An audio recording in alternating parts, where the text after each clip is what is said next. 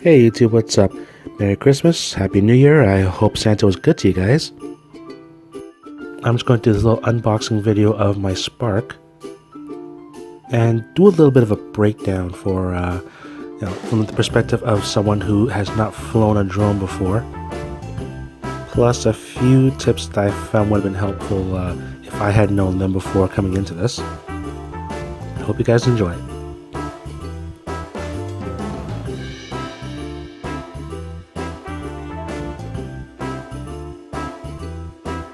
Now, if you got yourself a drone for Christmas, or if you're a loved one lucky few that got one from someone, please note that operating one of these is highly regulated. There's a lot of laws in place, and it's mostly for safety reasons. It's commonsensical, but there's a pretty hefty fine for it. So please look it up and follow those rules.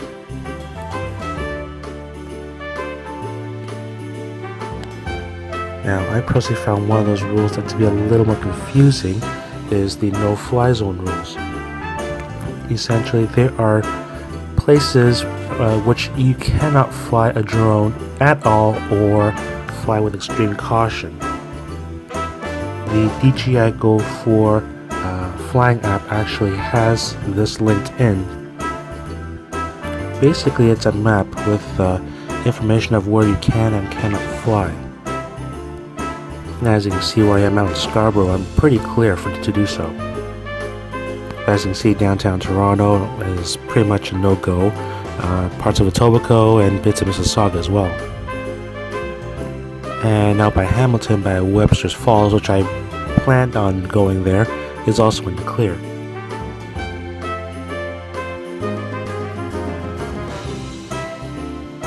But what I found weird was that around Niagara Falls, it was also in the clear, and I'm pretty sure that should be possible because I know there's helicopters that operate over the falls doing tours. Now I'm told that this app is not complete, but I was recently told about this app, UAV forecast for DJI quadcopters and UAV drones. You can find that on the Google App Store. This gives you a much clearer picture and a lot more information on whether or not you should fly it, and it bases it on the area that you're in, as well as takes into consideration the weather conditions. But what I found interesting was that when I went through the flight restriction map, it actually lists out more areas which either I fly with caution or I can't fly at all, like here over at Webster's Falls, or here over Niagara Falls. So just a few things to consider before you buy and fly. And now on to the unboxing. So clearly I've already unboxed this thing, but I just tried to put it all together the way I got it, so just give you an idea of what it looked like. I bought the Flymore package. The accessories bag is just as it is. It's a bag just for accessories, so the drone will not fit inside, which is a shame really, because it's a fairly nice bag. It feels fairly well padded. Kind of have like a faux leather kind of material. Inside you got the power brick, the AC cord,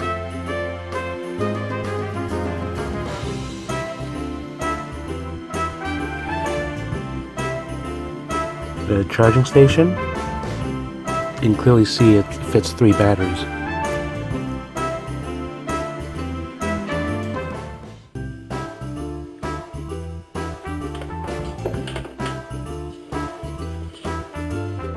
Four propeller guards.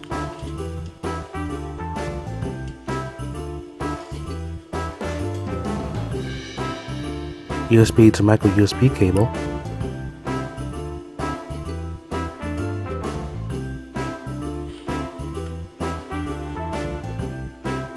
The Spark remote control.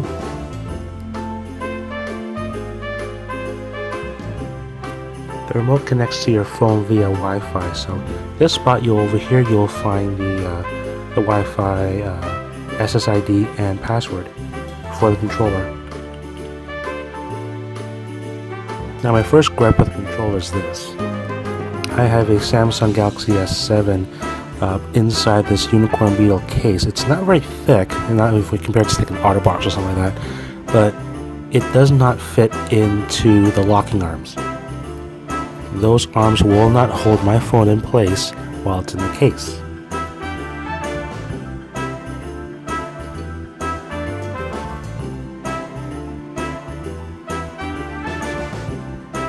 And I'm not sure if you can see, but the USB connection it's a little bit covered as well. And I'll show you why this is important later. All your Spark documentation, which comes in various languages. Your Spark will come in this kind of like a foam core material. It's very tough. And the drone itself. Our Flymore package comes with 2 batteries. One of them is actually on the drone itself right now. And as you can see, I've labeled my drone with my contact information as per required by law.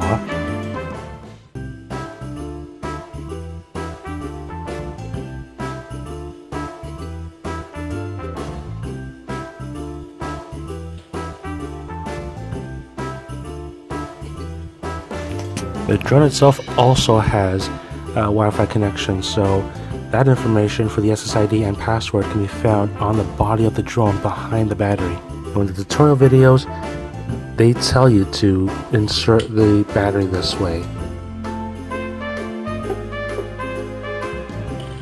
If you notice those 2 spots on the top and bottom, that's where the spare propellers were. I've already ruined mine, so they're not here, obviously.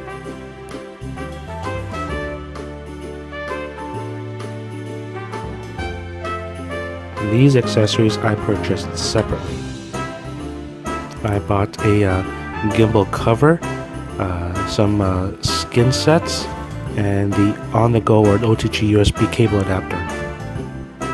The gimbal cover only just protects the gimbal and the front sensor during transport. It's not to be used while in flight. Okay, I'm taking my phone out of my case now. Now you might notice that there is a micro USB connection at the bottom back of your remote. This is to facilitate the actual hardwire connection between your phone and the remote. Now unless you have a micro USB to micro USB connector, which most of us probably don't, that's what the OTG cable is for. Connect your OTG cable to the phone and use the supplied USB cable to connect with the OTG cable to the remote. The phone usually tethers itself to the remote by a Wi-Fi. Even at this distance, it can still lose connection, and you might end up losing the drone this way, or lose connection to the drone. It's not a good thing. If you intend to remove the props for whatever reason, or if you're changing them, always remember to match the propellers properly. On the motor and on the propeller itself are marked with there's a white marking on it. They've done this for 2 of the propellers, and the other 2 have it's just a plain black propeller with plain black motor on it.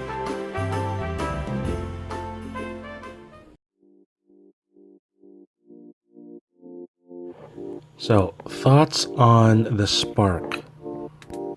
Now keep in mind, again, I am not a drone user, I'm not even a professional photographer. I am literally someone that's come in new and cold into aerial photography. And I've really only had this thing for about a month, and I've only flown it maybe like 3 or 4 times. On the plus side, it's very small for something this powerful. It does 1080p video, 12 megapixel still shots. It has a lot of automatic functions. It has a neat feature called palm gesture, which I've only actually mildly touched. And it's relatively easy to set up. And it's actually not bad for the price point of currently $500. Especially when you compare it to its bigger brother, the Mavic, which does 4K video and is rated for about a 25-minute flight time, whereas the Spark does. On paper it's supposed to say 16, but I get around maybe 12. That 10 to 16 minute fly time is probably the Spark's biggest drawback. The 2-axis gimbal of the Spark versus a 3-axis gimbal on the Mavic is also another drawback. But when you consider this thing is half the price of the Mavic, when we break it down in dollars, it's actually not bad.